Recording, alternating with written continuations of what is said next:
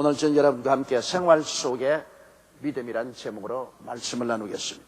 옛날 인도가 영국의 식민지였던 때 영국 총독부에서 어떤 지방 부에게 자동차 한 대를 기증하였습니다. 그런데 얼마 후에 보니까 그 부는 자동차 앞에 소 2마리를 세워서 자동차를 끌게 하고 그는 자동차 안에 앉아서 아주 즐기면서 여행을 하고 있었습니다. 사실 그 자동차는 소 수십 마리보다 더 큰 힘을 발휘할 수 있는데도 그 부호는 그것을 몰랐기 때문에 소가 자동차를 끌고 가도록 만드는 것입니다. 오늘날 주님께서 우리에게 주신 믿음은 태산을 옮길 만한 능력이 있습니다. 그러나 우리는 그 믿음을 매일 일상생활 속에 어떻게 사용할지를 모르고 있습니다. 그래서 믿음의 위대한 힘이 우리를 끌고 가는 것이 아니라 우리가 낑낑거리면서 믿음을 끌고 가려고 무척 애를 쓰고 있습니다. 지금 우리는 IMF의 한파 속에 큰 고통을 당하고 있습니다. 지금이야말로 우리 속에 하나님이 주신 믿음의 힘을 의지하고 살아갈 때입니다. 어떻게 해야 우리 앞에 있는 믿음을 사용할 수가 있을까요?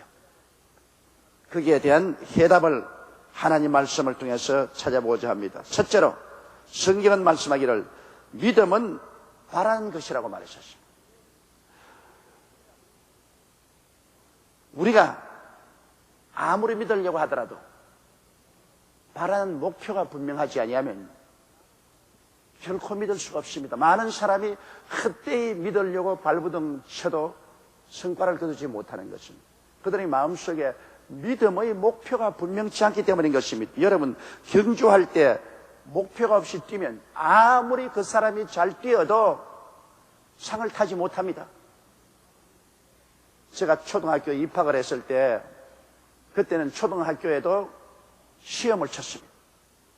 일본 선생 앞에서 시험을 치고 난 다음 그 다음 운동장에 데리고 나와서 경주를 시키는데요. 일본 말로 저게 말을 했으니까 제가 알아듣지를 못했습니다. 출발선에 세워놓고 난 다음 뛰라고 했는데 뛰는 데는 제가 자신이 있었어요. 전 내내 뛰기를 잘했습니다. 그런데 저는 집으로 돌아가라 그런 줄 알고 하나 둘 셋 땅 크게 죽을 힘을 다해서 집을 향해서 뛰어갑니다. 학교 문을 나와서 막 길거리를 통해서 집을 향해서 죽을 힘을 가지고 뛰니까 뒤에서 아버님이 따라오면서 쾅쾅을 치면서 제 이름을 불러요. 그래서 돌아보니까 빨리 돌아오라고. 돌아보니까 다른 애들은 이미 다 운동장 한 바퀴를 들어서 돌아갔는데 나는 집으로 가다가 맨 꼴찌로 돌아왔습니다. 초등학교 입학에 떨어질 뻔당했습니다. 아무리 뛰는데 자신이 있어도 목표를 분명히 알지 못하고 뛰면은 그 뛴 것이 효과가 없는 것입니다. 공부도 목표 없는 막연한 공부는 시간과 능력의 나무입니다. 제가 공고등학교 다닐 때 내 옆에 앉은 녀석이 학교에 와서 갈 때까지 늘 책상 밑에 소설책만 읽습니다. 그 집에 가니까 아버지가 얼마나 그 아들을 자랑하는지 몰라요. 아버지는 무식한 품꾼이었는데 우리 아들에게 소망이 있다. 제가 막 주야로 공부를 한다고. 그런데 그 주야로 공부하는 책상에 쌓여있는 것은 전부 소설책입니다. 학교 공부는 하나도 하지 않고 소설책만 잔뜩 쌓아놓고 주야로 소설만 있습니다. 그는 공부를 하되 목표가 없는 공부를 했습니다. 그 아버지가 기대했으나 그 길은 헛것이었습니다. 사업도 한 가지입니다. 목표 없이 열심히 뛰기만 하면 되는 것이 없습니다. 제가 스프링필드 미주리주에 지금 천국 가신 닥터 지머맨하고 차를 타고 가는데 한 사람이 열심히 자전거 뒤에 물건을 싣고 그냥 페달을 누르면서 가고 있었습니다. 그래서 지머맨 박사가 운전을 하다가 저를 보고 저 사람 보라고. 너는 아침 저녁 우리 스프링필드에서 제일 열심히 일을 하는 사람이에요. 밤낮 자전거 타고 저렇게 물건을 나르고 하지만은 밥 벌어먹기도 힘든 사람이에요. 왜냐? 저 사람은 아무런 목표 없이 사업을 하는 사람이에요. 오늘은 이 일 했다가 내일은 저 일 했다가 허드렛 일만 하다가 일생을 보내는 사람이라고 그런 말을 들었습니다. 여러분, 우리가 믿음을 활용하려면 우리의 삶 속에 분명한 믿음의 목표가 있습니다. 믿음은 바라는 것이 있어야 되는 것입니다. 그러면 우리가 어떻게 믿음의 목표를 가질 수가 있겠습니까? 여러분, 우리 하나님께서는 우리 마음속에 뜨거운 소원을 일으켜서 우리가 인생의 목표를 정하게 만들어주는 것입니다. 빌립보서 2장 13절에 너희 안에서 행하시는 이는 하나님이시니 자기의 기쁘신 뜻을 위하여 너희로 소원을 두고 행하게 하십니다. 우리가 간절히 하나님께 부르짖어 기도할 때 하나님께서는 우리 마음속에 뜨거운 소원을 일으켜 주시는 것입니다. 이러한 인생길을 살아라, 이러한 목표를 정하라고 마음의 소원이 줄기차게 일어나는 것입니다. 이 소원을 통해서 우리는 우리의 삶의 목표와 방향을 정할 수가 있는 것입니다. 우리가 어떤 목표를 정하더라도 그 목표가 탐욕이나 욕심이 되어서는 안 됩니다. 야고보서 4장 3절에 구하여도 받지 못하면 정욕으로 서리고 잘못 구함이라고 말했었습니다. 우리의 정하는 목표는 언제나 하나님을 기쁘시게 하는 그러한 목표가 되어야 되는 것입니다. 그렇기 때문에 우리 마음은 분명한 목표를 설정할 때부터 시작해서 믿음의 역사가 출발하는 것입니다. 여러분, 이스라엘 백성이 애굽에서 떠나 적과 꿀이 흐르는 가나안 땅으로 갈 때 구름 기둥과 불 기둥이 그들 갈 목표를 향해서 분명히 인도해 준 것입니다. 오늘날도 예수를 믿는 우리들 속에는 하나님의 성령이 와 계신 것입니다. 하나님의 성령께서 우리의 삶의 목표를 분명히 우리에게 설정을 해주는 것입니다.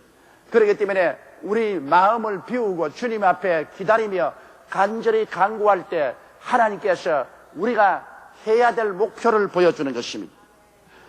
IMF 산하에서 직장을 잃어버리거나 명예퇴직을 했거나 또한 사업이 다 무너졌을 때 우리는 어떻게 해야 되는 것입니까? 새로운 목표 설정을 해야 되는 것입니다. 그곳에서 우리는 주저앉아 버리면 안 되는 것입니다. 그러면 우리의 새로운 목표 설정은 누가 시킵니까? 우리 하나님께서 우리에게 새로운 목표를 설정해 주는 것입니다.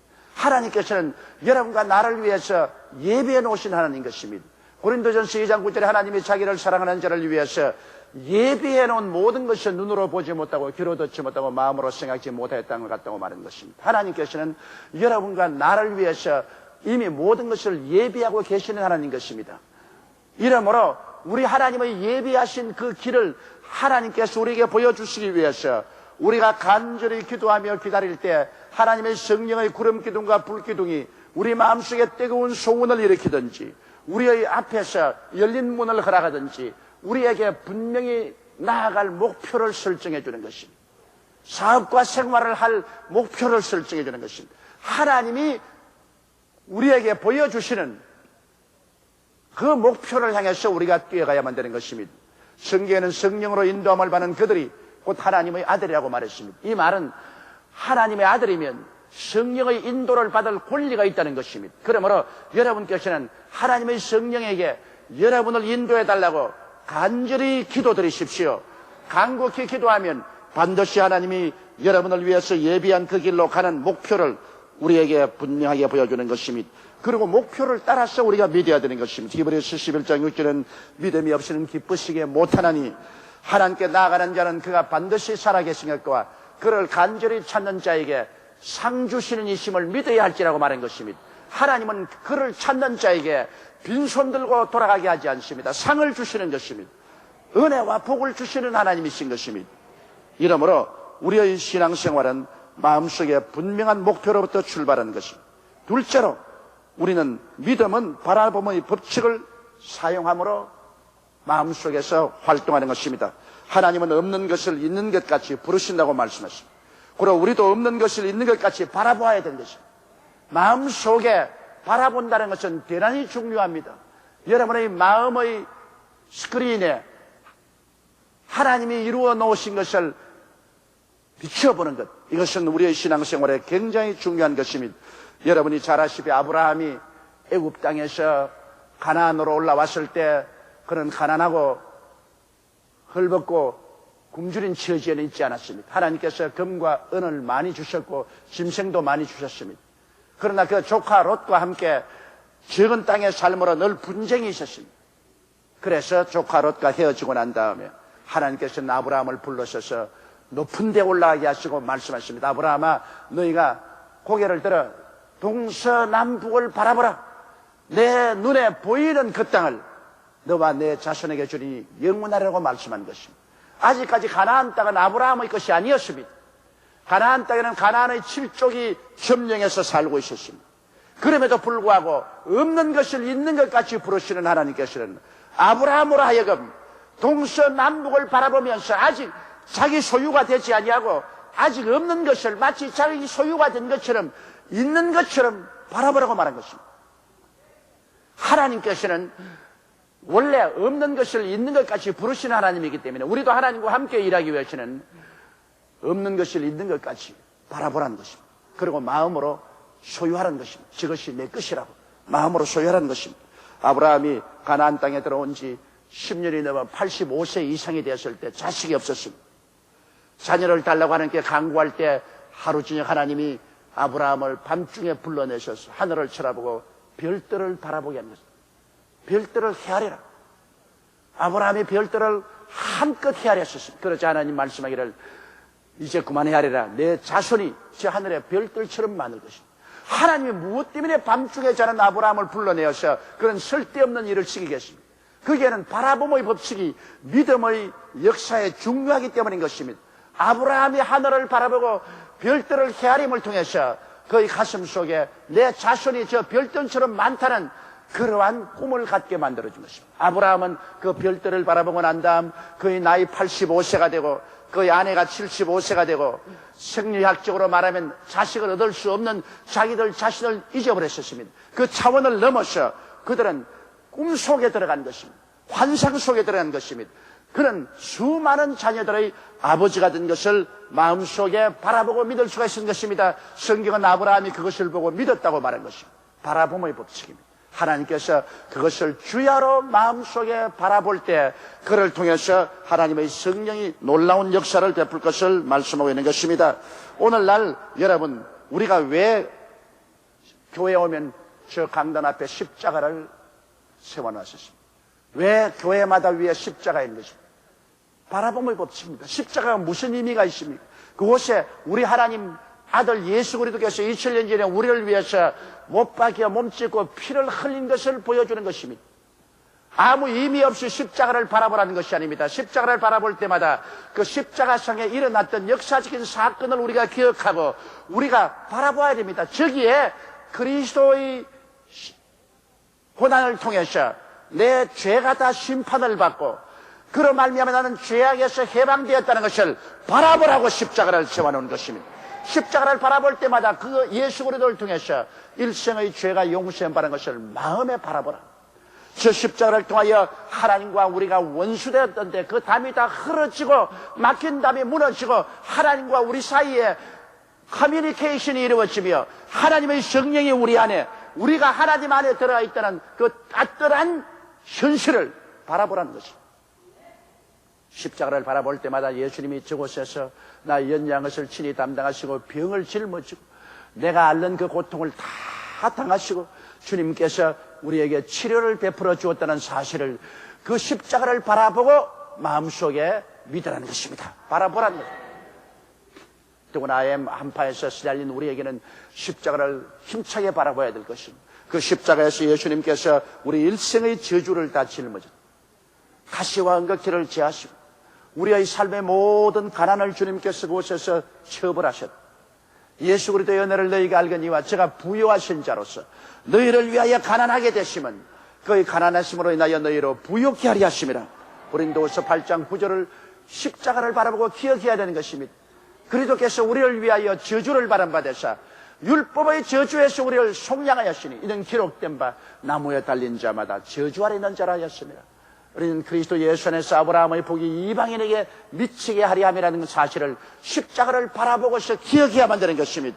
십자가를 바라보고 그곳에서 내가 내 인생이 황골탈퇴하는 체험을 해야 되는 것입니다. 나의 옛사람은 저곳에서 벗어버리고 십자가를 통하여 새로운 사람이 된 그 사실을 바라보라는 것입니다. 내가 십자가를 바라볼 때 죽어서 지옥에 가는 내 모습은 사라지고 그곳에서 사망과 음포를 철폐하고 천국과 영생을 가져온 그리스도를 바라보라는 것입니다. 누구든지 그리스도 안에 있으면 새로운 피조물이라. 이전 것은 지나가시니 보라 새 것이 되었도다. 십자가를 바라보고 새것이 된 내 모습을 마음속에 받아들이라는 것입니다. 그래서 우리는 교회 뼈충답에 십자가를 세워놓고 교회 안 강단 뒤에 십자가를 세우는 이유가 그게 있는 것입니다. 바라봄의 법칙입니다. 항상 바라보고 내가 그 안에서 어떠한 사람이 된 것을 마음속에 깊이 인식하라는 것입니다. 여러분, 그렇기 때문에 나의 꿈꾸고 계획한 목표가 이루어진 모습을 늘 바라보아야 되는 것입니다. 내가 목표가 분명하면 그 목표가 이루어진 모습을 마음속에 늘 바라보라는 것입니다. 마치 야곱이 얼룩덜룩이 나무를 만들어서 짐승들 앞에 세워놓고 짐승들이 구유 앞에서 새끼를 가질 때마다 그 새끼가 얼룩덜룩이 새끼를 낳을 것이라는 것을 마음속에 늘 바라보고 그를 시인했. 그러자 순수한 색깔의 양이나 염소들이 새끼를 모두 얼룩덜룩이를 낳았다는 그한 사건이 성경에 기록되어 있습니다. 바라봄의 법칙입니다. 그러므로 우리의 마음에서 언제나 목표가 이루어진 모습을 마음속에 바라봐야 되는 것입니다. 우리 국민 전체는 이 IMF 산하에서 우리가 낭패를 당하고 절망할 것을 생각하시면 안 됩니다. 이를 통해서 우리는 우리나라가 새로워지고 건강해지고 더 질서 있게 되고 더 부유하고 부흥한 나라가 될 것을 마음속에 바라봐야 되는 것입니다. 이 어둡고 캄캄할 때 광명한 소망을 바라봐야 되는 것입니다. 이 바라봄의 법칙을 올바르게 사용하는 개인이나 민족은 흥하게 되는 것입니다. 성경은 뭐라고 말했습니까? 꿈이 없는 민족은 망한다고 말한 것입니다. 여러분, 이 바라봄의 법칙이란 바로 꿈을 항상 마음속에 가지는 것을 말하는 것입니다. 하나님께서는 바라봄의 법칙을 사용하는 사람을 통해서 성령의 역사를 베풀어 주시는 것입니다. 성령이 이 땅에 오시면 젊은이에게는 환상을, 늙은이에게는 꿈을 주겠다고 하는 것입니다. 바라봄의 법칙입니다. 환상이라는 것도 현실이 아닙니다. 꿈이라는 것도 현실이 아닙니다. 그러나 그것을 바라봄으로 말미암아 하나님의 성령께서는 그 꿈과 환상을 현실에 생겨나도록 역사하겠다는 것입니다. 이러므로 꿈과 환상을 가슴에 품지 않은 사람은 내일의 창조적인 현실을 가질 수가 없게 되는 것입니다. 셋째로 이제는 마음속에 믿어야 되는 것입니다. 사람들은 자꾸 주님이여 믿음을 주시옵소서 그렇게 말하는데 그렇게 말하지 말고 하나님이 주신 믿음을 감사해야 되는 것입니다. 우리가 어린아이로 태어날 때 이목구비를 다 가지고 태어납니다. 하나님이여 눈을 주소서, 코를 주소서, 귀를 주소서, 입을 주소서, 발다리를 주소서 그래서 주는 것이 아닙니다. 이미 주신 것입니다. 주신 것을 잘 사용하면 그것이 더 건강해지고 튼튼해지는 것입니다. 우리가 태어날 때 이미 믿음을 주신 것입니다. 우리가 예수를 믿고 거듭난 사람은 거듭날 때 벌써 하나님께서 믿음을 주신 것입니다. 로마서 12장 3절에 마땅히 생각할 그 이상의 생각을 품지 말고 오직 하나님께서 각 사람에게 나누어 주신 믿음의 분량대로 지혜롭게 생각하라. 이미 주님은 분량대로 믿음을 주어서 태어나게 하는 것입니다. 그 믿음을 자꾸 활용하는 사람은 믿음이 자라게 됩니다. 믿음을 사용하지 않으면 그 믿음은 위축되어 버리고 마는 것입니다. 그렇지 믿음이 없는 사람은 없습니다. 그러므로 여러분 마음속에 이미 믿음이 있기 때문에 여러분께서는 그 믿음을 가지고 믿기로 마음의 결정을 내려야 되는 것입니다. 안 믿기로 작정하면 안 믿어지는 것입니다. 예수님께서 언제나 주님께 나와서 은혜를 받은 사람들을 보시고 내 믿음이 너를 구원했다. 내 믿음이 너를 치료했다. 내 믿음이 너를 축복했다고 말씀한 것은 우리 속에 이미 믿음이 있기 때문인 것입니다. 주님께서 우리에게 믿음이 없으면 왜 믿지 않은 것을 꾸짖으셨습니까? 왜 의심하였느냐고 꾸짖으시고 믿음이 적은 자라고 꾸짖으신 것입니다. 그것은 우리가 마음속에 믿기로 작정 안 했기 때문인 것입니다. 우리가 일단 마음속에 믿기로 작정하는 것은 바로 우리 마음의 선택에 달린 것입니다. 믿음이 없는 것이 아니라 믿기로 선택하든지 안 믿기로 선택하든지 그 둘 중에 하나인 것입니다. 눈에는 아무 증거 안 보이고 귀에는 아무 소리 안 들리고 손은 잡히는 없을지라도 내가 믿기로 선택하고 작정하면 믿음의 길로 나가게 되는 것입니다. 야고보서 1장 6절로 8절에 오직 믿음으로 구하고 조금도 의심하지 말라.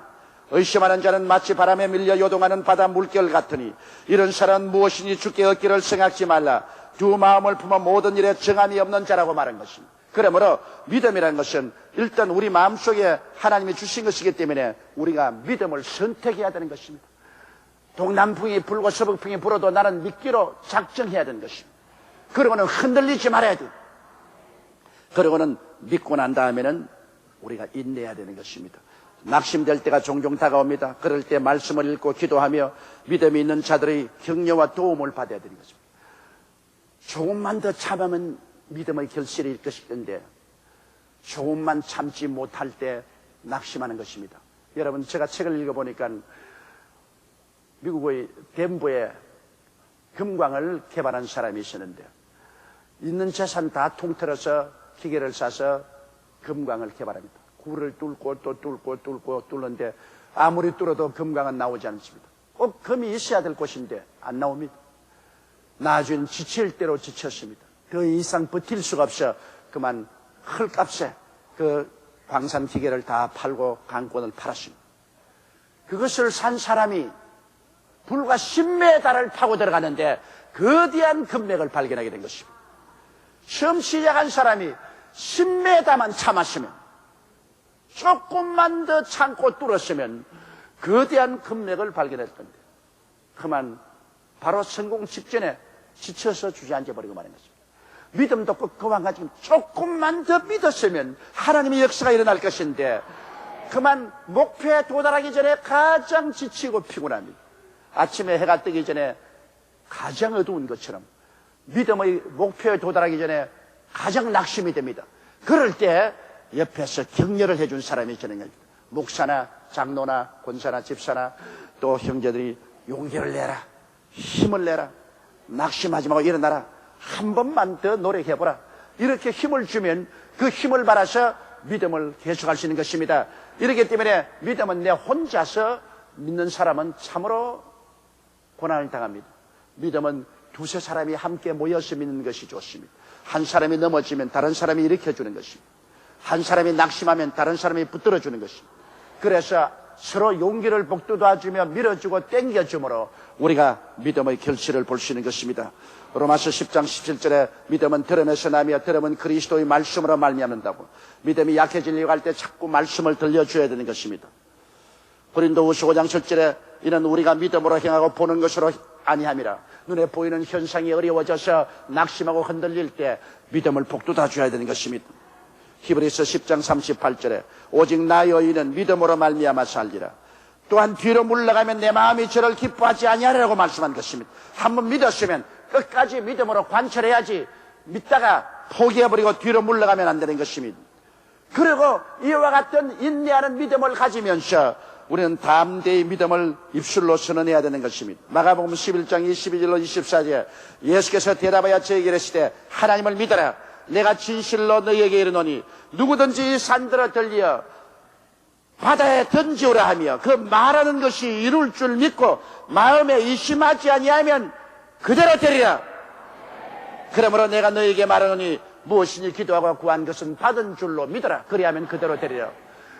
우리가 믿고 난 다음에는 입술로 말할 수 있습니다. 이 산들어 명하여 저 바다에 던져라 말하고, 그러므로 우리가 믿음의 선언을 해야 되는 것입니다. 담대하게 하나님께서 이것을 이루어 주십니다. 우리 하나님께서는 아브라함에게 별들만 바라보라고 말하지 않았습니다. 그 다음에 아브라함이 99세가 되었을 때는 하나님께서 이름을 바꾸어 줬습니다. 네가 꿈을 꾸던 것을 입으로 시인하라. 너희 이름은 아브라함이 아니야. 아브라함, 많은 민족의 조상이다. 너희 아내는 사레가 아니라 사라, 여주다. 이러므로 그들은 꿈으로 본 것이 현실로 이루어진 것처럼 입으로 매일같이 시인하게 만드는 것입니다. 사람이 마음에 믿어 의여 이르고 입으로 시인하여 구원에 이른다고 말한 것입니다. 그들이 매일같이 시인하니까 아브라함도 사라도 이삭이라는 아들을 얻게 된 것입니다. 이러므로 우리는 강하고 담대하게 긍정적인 입술의 시인을 해야 되는 것입니다. 바로 우리의 속에 있는 신앙을 우리 생활화하는 것은 이 세 가지 단계를 거쳐서 생활화되는 것입니다. 크고 적은 목표를 분명히 설정하여 목표를 바라보고 우리가 기도하고 믿어야 됩니다. 그 다음 우리는 끊임없이 꿈을 꾸어야 됩니다. 이루어진 모습을 바라봐야 됩니다. 아침에도 점심때도 저녁때도 바라봐야 됩니다. 병든 자는 자기의 몸이 고침받은 모습을 늘 마음속에 바라보아야 됩니다. 사업을 시작하는 자는 그 사업이 성공하는 모습을 바라봐야 되는 것입니다. 가족의 구원을 바라는 자는 그 가족이 구원받아 교회에 나오는 것을 바라봐야 되는 것입니다. 성공을 원하는 사람은 자기가 성공한 모습을 마음속에 늘 바라봐야 되는 것입니다. 바라봄의 법칙을 늘 사용하고 그 다음 믿음을 선택하는 것입니다. 그 다음은 믿습니다. 눈에 나무 정이 안 보이고 귀에는 나무 소리 안 들리고 손엔 잡힌 값도 믿습니다. 믿음을 늘 바라봐야 되는 것입니다. 늘 믿어야 됩니다. 그러고 난 다음에 우리가 감사하고 기도하며 그러한 세 가지를 합쳐가지고서 주님께 기도를 드려야 되는 것입니다. 하나님 아버지여 이루어 주시옵소서. 내가 목표가 분명하고 내가 바라봄의 법칙을 사용하고 내가 믿습니다. 믿은 대로 주님께서 이루어 주시옵소서. 믿은 대로 주님께서 기적을 베풀어 주옵소서. 이것을 여러분 실천하면 여러분의 속에 하나님이 주신 믿음을 여러분의 생활 속에 사용할 수 있습니다. 가장 여러분께서 매일 사용할 것은 기도할 때마다 십자가를 바라보고 십자가에 매달린 예수 그리스도께서 우리를 위해서 무엇을 이루어 놓은 것을 늘 마음속에 상상하며 바라보아 주시기 바랍니다. 그 바라봄의 법칙을 통하여 결국에는 성령의 역사에서 여러분의 생활 속에 지구하게 영혼이 잘 되고 범사가 잘 되며 강건하고 생명을 얻되 넘치기는 역사를 베풀어 주시게 되는 것입니다. 할 수 있거든이 무슨 말이냐? 믿는 자에게는 능치 못하심이 없나니라고 말씀한 것입니다. 성경에 내 믿음이 커도다 내 소원대로 되라고 말씀하는 것입니다. 오직 믿음을 통해서 하나님은 우리와 함께 역사하여 주시는 것입니다. 다 같이 고개 숙여 기도드리겠습니다. 사랑이 많으시고 거룩하신 우리 아버지 하나님, 믿음의 주여 온전케 하시는 예수님을 우리는 바라봅니다. 하나님 우리 아버지여, 우리를 부르사 예수를 믿고 하나님을 믿고 하나님과 함께 살아갈 수 있는 길을 열어주신 것을 감사합니다. 아버지 하나님, 성령의 인도를 따라서 크고 작은 목표를 분명히 가지고 그 목표가 이루어진 꿈을 늘 꾸며 그 믿음을 선택하여 믿고 끝까지 인내하며 입으로 담대하게 선언하며 간절히 기도하는 우리들이 다 되게 도와주옵소서. 예수님 이름 받들어 기도드리옵나이다. 아멘.